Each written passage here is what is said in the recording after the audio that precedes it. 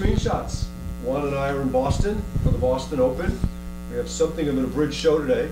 Yeah. What do we have, Juan? Well, we're just going to discuss the draw for the Boston Open that is going to be played tomorrow at the Weston Golf Club, a tournament run by Johan Duran.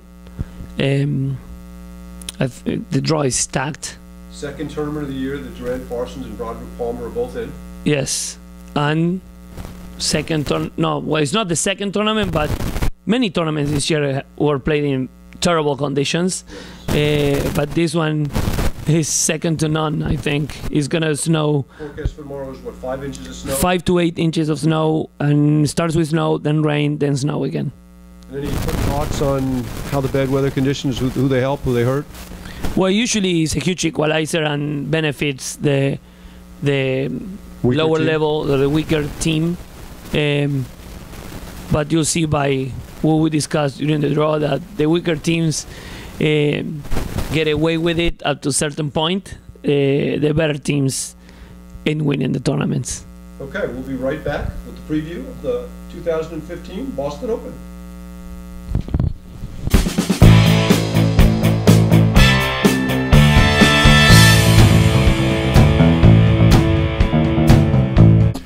So tomorrow is the Boston Open. It's got one of the strongest fields of the year. And once again, it's going to be played under poor conditions. Yes. So what's the weather forecast for tomorrow? Well, it's supposed to snow starting very early in the morning. This is in Boston or Buenos Aires? This is Boston. Buenos Aires actually, like, I'd say it's 110 degrees these days. It's summer there.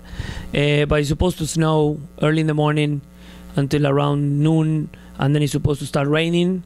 And then it's supposed to start snowing again. So, tough conditions tomorrow. Lovely. Well, we'll talk about how that affects things as we get deeper into the draw. Let's start off with the one round of 64 match that's pretty interesting. David Caldwell and Blake Cordish making, I guess, their return to action, although they were out in the Chicago Charities. Yes. And they're playing against a former national finalist in Brad Easterbrook and Sven Burris, his assistant. Yeah, I don't know how Sven plays. I know the other three very well. I played against them a lot of times. And I saw David Caldwell and Blake Cordish today. They played a practice match against Johan Durant and Mark Parsons. I didn't get to see much because I was playing at the same time I was practicing. But they had some fun points. They were running around, usually like David likes to play, and some crazy shots I saw there. But it's good to have those guys around again. I would pick, in that match, I would pick Caldwell Cordish just because I don't know how much experience Sven has. Sven has zero experience. He's Brad's chief assistant at the Garden City Country Club. He played tennis at the University of Toledo. Hits a really clean ball. He's got a big serve, especially to the ad side, and a beautiful two-handed backhand. And loves the game. He's going to be a heck of a player. Having said that, tomorrow's his first NRT ever, probably his first tournament ever. Hard to pick against Caldwell Cordish. Okay, so moving on to the 32s. The 32 that's the most juicy 32, without question, is your former and maybe future partner, Max Hupavec and Corey Parr, playing against Alex Hume and Tommy Croker. I just think that match is going to be great. When I saw the draw and I saw the first round, I'm like, oh my God, that's a tough round of 32 match. Very hard. Again, on the weather, with the weather conditions, it's tough to predict. I think that the best player on the court is going to be Max. But I don't know, maybe Corey has been playing longer on the rain. The only time I played him, it was the first time he ever played on the rain. So he's played on the rain in Long Island when they lost to Marco and George. Yeah, so I think Corey's playing better and better. So I would pick them, although it's not going to be easy because Tommy is very good and Alex Hume is very good too. I think it's going to be a great match. Tommy and Alex are terrific. Both of them have the same shortcoming, and that is their overheads.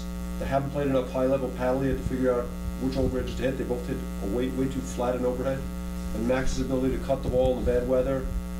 In dry conditions, that match is a toss-up. In wet conditions, I'm going to give the edge to Corey and Max also. Okay, I will agree with that.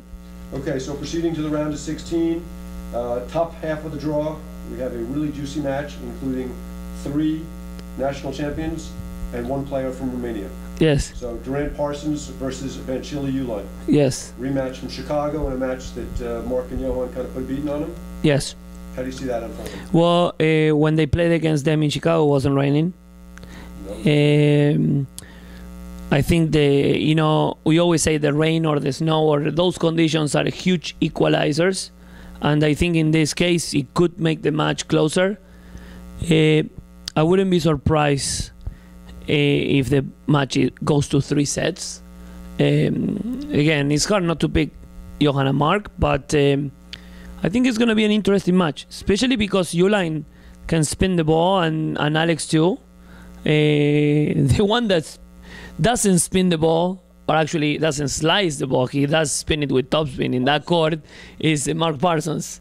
And that could probably make a difference tomorrow, but I will still pick it. Obviously, you have to pick Durant. Yes. The other interesting thing is, as the ball loses its flocking, it's much harder to grip it, to spin it. Yes. So it kind of rolls down Agree. the paddle. Agree. So the flat overhead tends to be beneficial in certain cases. So Yes. how that plays out will be interesting. And obviously, in the Hume Croker match, the fact they hit flat overheads may be an advantage there too. Yes, exactly. But we'll see. Next scheduled round of 16 is Mark Innes and Mick Odoya versus Scott Falatek and Vlatko Nicek. Scott and Vlatko just came from winning the tournament in Philadelphia. Yep. Um, The PA States. yeah. I think Mark and Mick are playing very well. They started the season great in a tournament that had bad weather. So I think tomorrow they're gonna pull an upset. I think they're gonna beat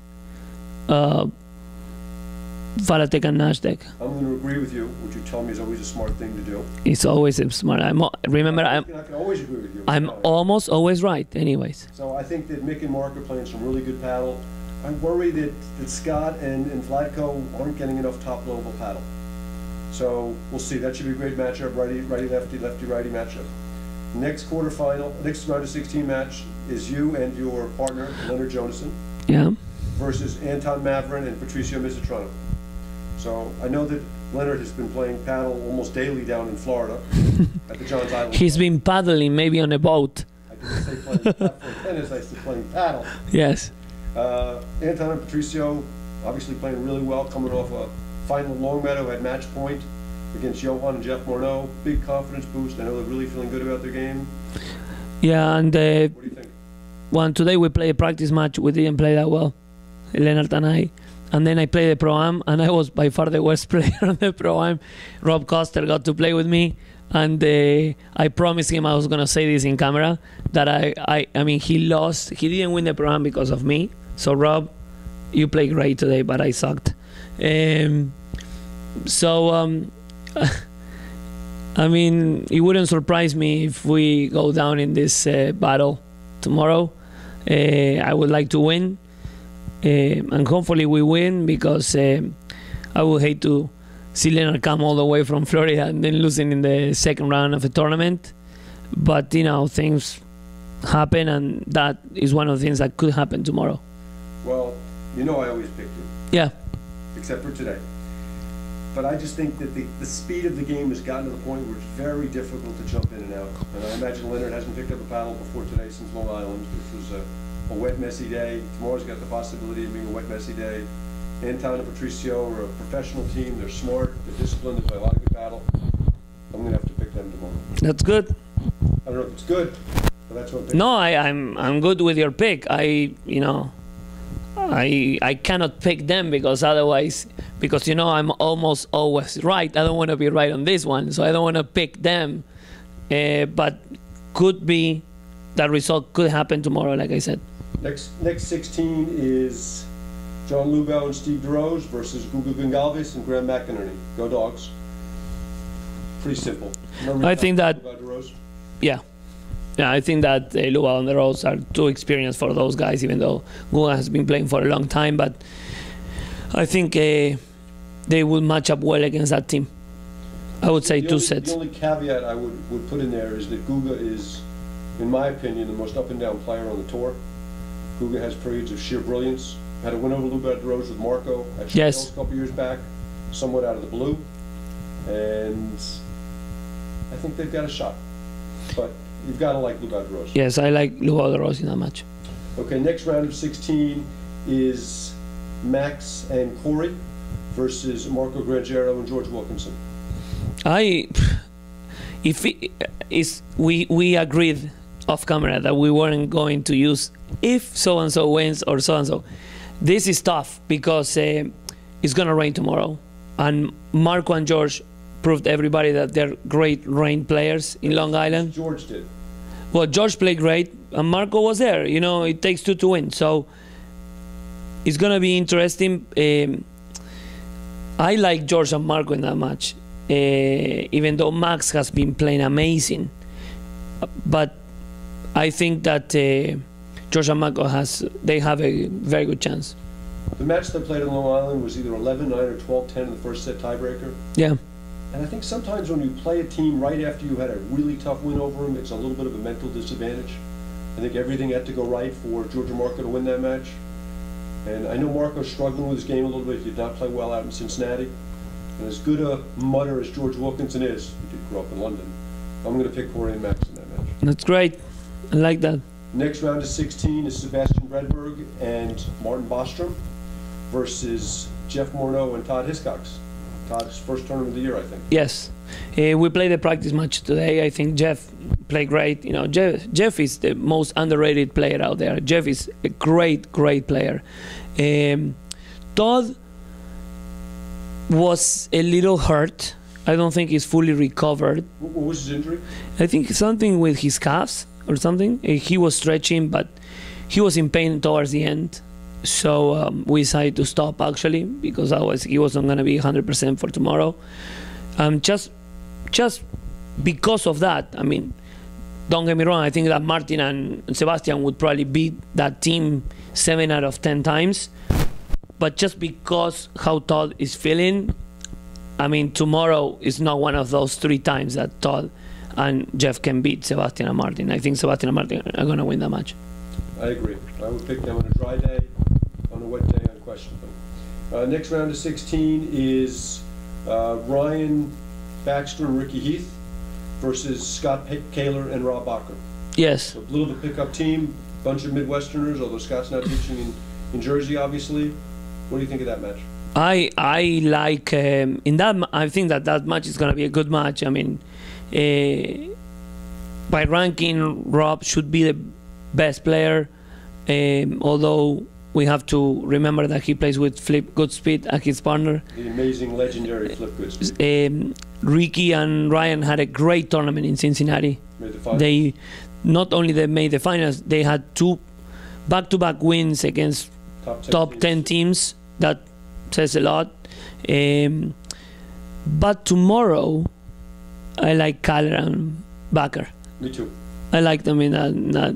I saw Heath and Baxter hit today. They were hitting great, and they were running around. They're super fit. They were hitting some great shots, playing singles. They were practicing playing singles, and it was great. With Johan, we were inside the hut, and we were just saying, what are these 2 guys doing? They probably don't get to teach tennis or paddle all year round, because what they're doing was crazy. They were running around, unbelievable. It was fun to watch. It's funny you should say that, because their style of play in doubles is a little bit crazy. Yeah. Where they want to play, as Brian Isles says, chaos points. Yeah, they were the way they were practicing looked like that too. But tomorrow, I think that Kaler and Bacher are going to win. I agree.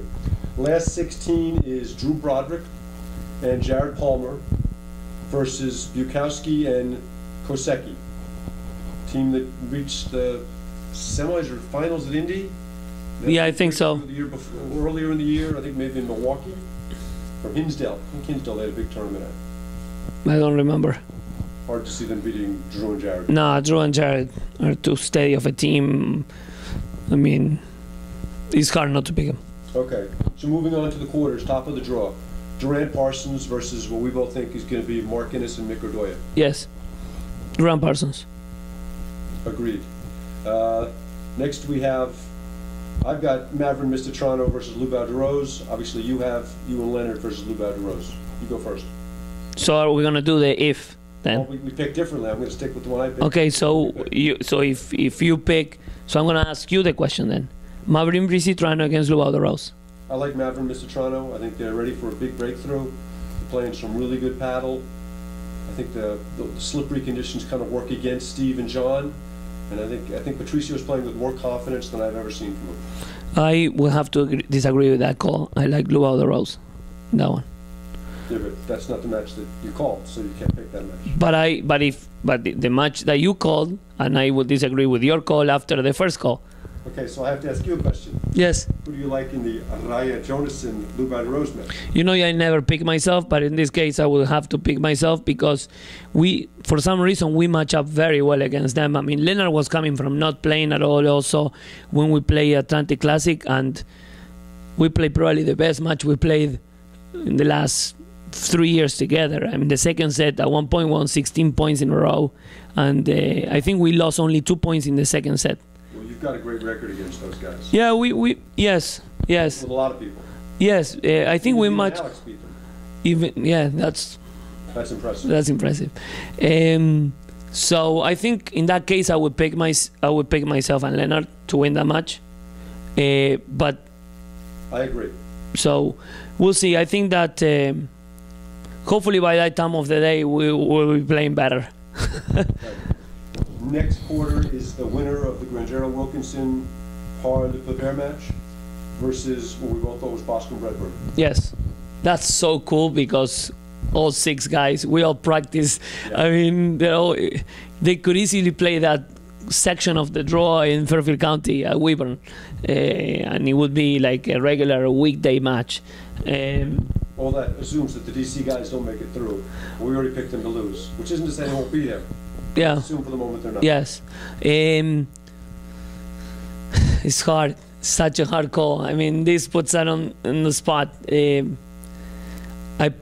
other day we played the practice game, Max and I, against Marco and Martin, and I think Martin played amazing. Martin played really well. Martin and Sebi are coming off of a somewhat subpar event at Longmeadow where they lost to Anton and Patricio for the first time in straight sets. Don't have a great deal of confidence. Yes. How do you think that team plays in the bad conditions? Sebi's game is built around speed and footing. Yes, and that is kind of taken away with the rain. That's my point. So I would pick George and Marco. If they make it through, if Max and Corey make it through, we agreed that we weren't going to do this. We did agree that. But since we picked differently, I picked Corey and Max, we have to discuss. Okay, so who do you pick, Corey and Max against Martin and Sebi?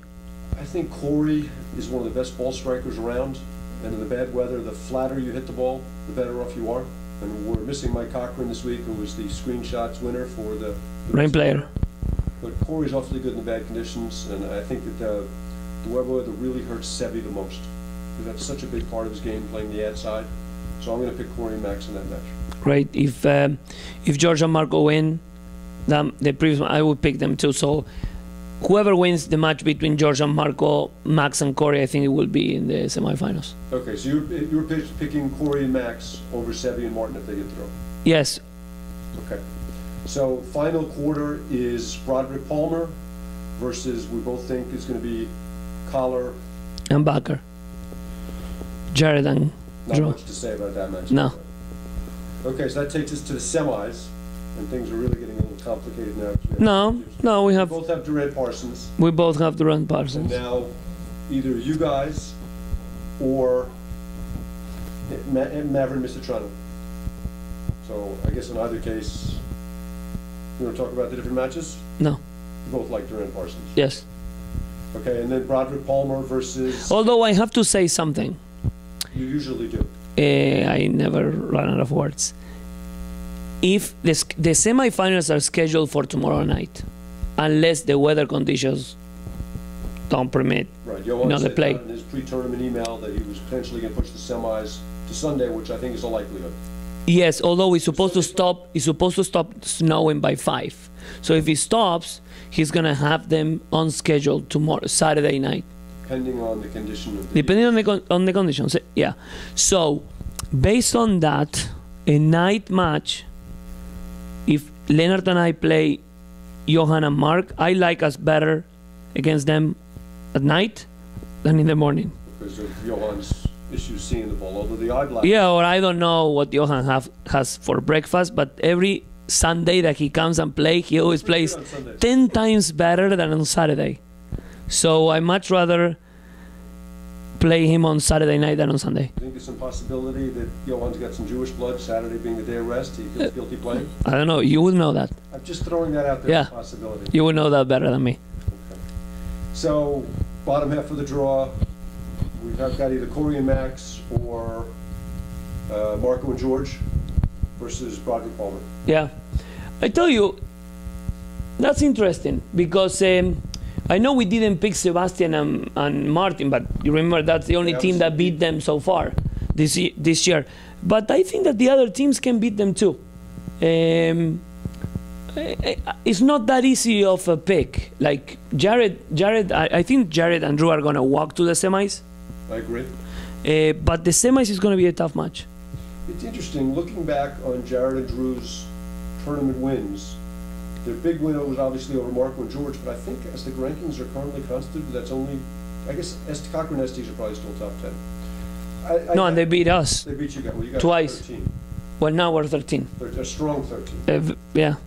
Or maybe you guys have overachieved to get to 13. I think we are. So Broderick Palmer? Broderick Palmer, just because of the rankings. Agreed. So now let's get to the final, which everyone's been talking about for a couple of months, and second opportunity for it. Soundsure was the first one everyone was talking about. It didn't happen. Maybe it happens tomorrow, maybe it doesn't, but according to our predictions, it's going to happen, and you're almost never wrong. So tell me a little bit about that match. Tell me what's going to be different about that match than the Broderick Gambino match with Durant Parsons. Well, I mean, Jared moves a little better than Gambino, so I think... and volleys better than Gambino. Well, Gambino volleys more from off the net than Jared. Jared gets a little closer, so getting him to volley from way below the net level, like he usually does when he plays those guys, is going to be hard because Jared closes the net and he sticks the volleys too. He actually hits the volleys, unlike most of the paddle players then just are ready with the backhand ready position and volley the ball, just block the ball back. Jared attacks the volleys, and that I think makes a very big difference. And the other thing is that they're not going to lose the net as much as Gambino and Drew do when they play them. See, that's where I disagree a little bit. Gambino and Drew don't have any. I mean, Drew doesn't even come in behind to serve against those guys. So Gambino to me is a better player than Jared from the backcourt, and Jared's a better player than Gambino with the net. To beat Mark and Johan, you have to be able to volley. That's my point. So what I'm saying is Jared. But my issue is, how did Jared and Drew get to the net? Well, when in their serving games, they're going to be able to keep the net more. But Drew rarely comes in behind his serve. Drew even against Marco and George, Drew hit a couple of serves, but Drew is not coming in for the most. Well, what happened is Jared moves at the net a lot more. He can poach more. He's more active at the net. So by Jared poach against those guys, they return exceptionally well. Jared doesn't. Jared can poach on those. Jared sees the ball at the net. I mean, very big. So he can move and cut some of those off, and that will give Drew confidence, and he will come in. I think that they're going to have the net a lot more than Gambino and Drew. Well, a lot more is not saying much, because the match they played in Chicago, Drew and Gambino were in the backcourt the whole match. But this is not going to be the case. And, I'm always right. So, give me some scores. Tell me how you see the match unfold. I think it's going to be a 3-setter. Really? Yeah. I think it's going to be a 3-setter.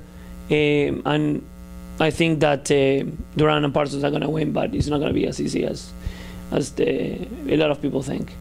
Yeah, I think it's going to be like 3-3. That's great. For you? Well, we'll see if it's great for me. Okay. That's my prediction. I think that for Drew to beat these guys, he needs to play, he's got to redline his game a little bit more.